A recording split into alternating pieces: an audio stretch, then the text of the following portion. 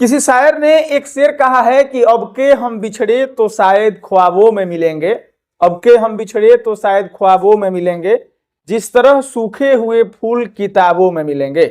इस शेर का मोटा मोटी मतलब यह है कि जो सोशल मीडिया पर सुर्खियों में एक खबर चल रही है, इस प्रेम कहानी को लेकर के हर सोशल मीडिया आईडी हैंडल करने वाले लोग उस प्रेमी जोड़े के बारे में बता रहे हैं, उस प्रेमी जोड़े में उस महिला का तारीफ कर रहे हैं। एक ऐसे ही खबर के साथ हम आपके साथ मौजूद हुए हैं। खबर के शुरुआत में इस शेर को इसलिए हमने कह दिया क्योंकि यह शेर उस महिला और उस प्रेमी जोड़े के लिए फिट और सटीक बैठता था। आपको बता दें कि हम बात कर रहे हैं नेपाली कपल जिनका नाम सृजना सुवेदी और लड़के का नाम विवेक पंगेनी था।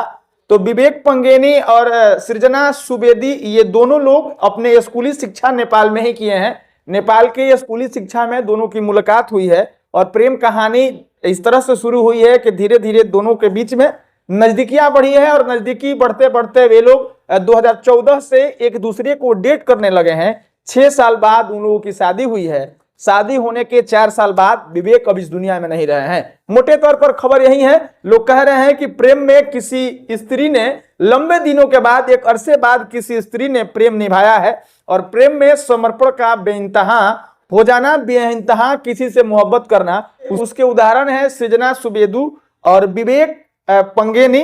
ये दोनों लोग, बताया जाता है कि विवेक पंगेनी सृजना से बड़े थे, यानी कि सीनियर थे कॉलेज में। दोनों लोग 2020 में शादी तो कर लिए। शादी के बाद से विवेक अमेरिका चले गए पीएचडी की पढ़ाई के लिए और यूनिवर्सिटी ऑफ जॉर्जिया में विवेक पीएचडी कर रहे थे। विषय उनका था फिजिक्स और एस्ट्रोनॉमी, यानी कि इन 2 विषयों में वह पीएचडी कर रहे थे। लेकिन इस प्रेम कहानी को अधूरा इसलिए कहा जा रहा है, यह प्रेम कहानी विवेक और सृजना की प्रेम कहानी इसलिए अधूरी हो गई कि विवेक पिछले 19 दिसंबर को इस दुनिया को छोड़ करके चले गए।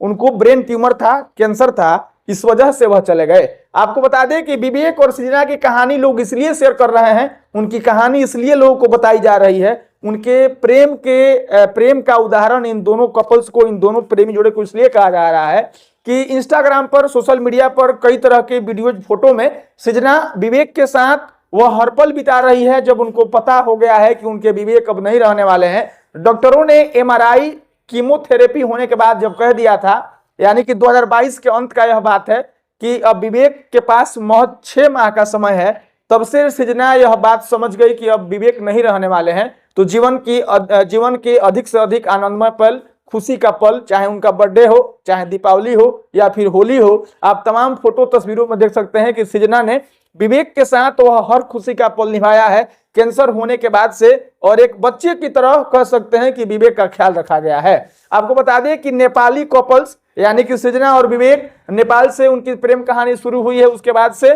वह शादी के बाद अमेरिका चले गए हैं। अमेरिका में दोनों लोग यानी कि सृजना और विवेक रह रहे हैं और वे लोग अपने सपने को आकार देने को तैयार हैं। और एक दिन अचानक से पता चलता है कि विवेक के सिर में दर्द रहने लगा है और उनके सिर दर्द को लेकर के जब डॉक्टर से दिखाया जाता है, डॉक्टर बताते हैं कि इनको 4थे स्टेज का ब्रेन ट्यूमर है, यानी कि कैंसर है। और बताया जाता है कि इलाज करवाने जाने से पहले विवेक ने सृजना से कहा था कि हमें कुछ नहीं होगा, लेकिन जैसे ही एमआरआई होने के बाद यह पता चलता है कि 4थे स्टेज का उन्हें कैंसर है। तो कह सकते हैं कि प्रेम कहानी और इन दोनों कपल्स के जीवन में जो खुशियां थी वह अचानक से धराशायी हो जाती है। इन दिनों में एमआरआई होने के बाद से विवेक को बड़े बड़े 2 सर्जरी से गुजरना पड़ा है। इस तरह के तमाम कठिनाइयों को सुनने सहने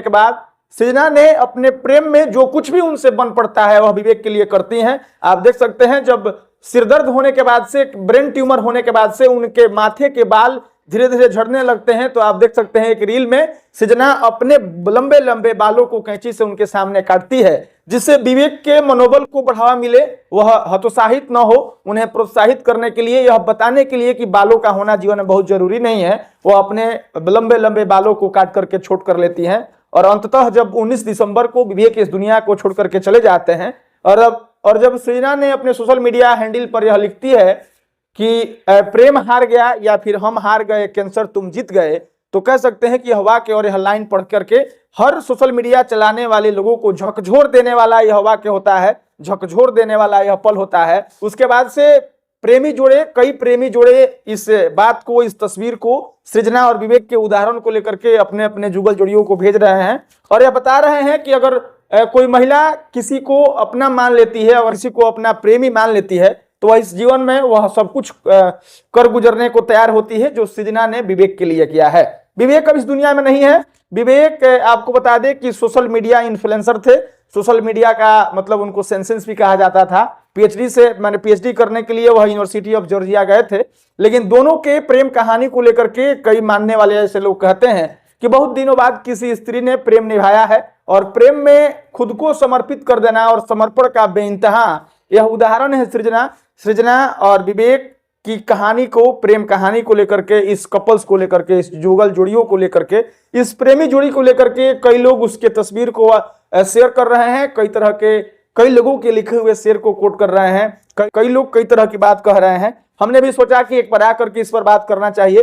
तो जैसा कि जो जानकारी इकट्ठा हो पाया है, जैसा कि मैंने आपको बताया कि मोटे तौर पे दोनों लोग नेपाल के रहने वाले थे। नेपाल के स्कूली शिक्षा से दोनों की दोस्ती थी।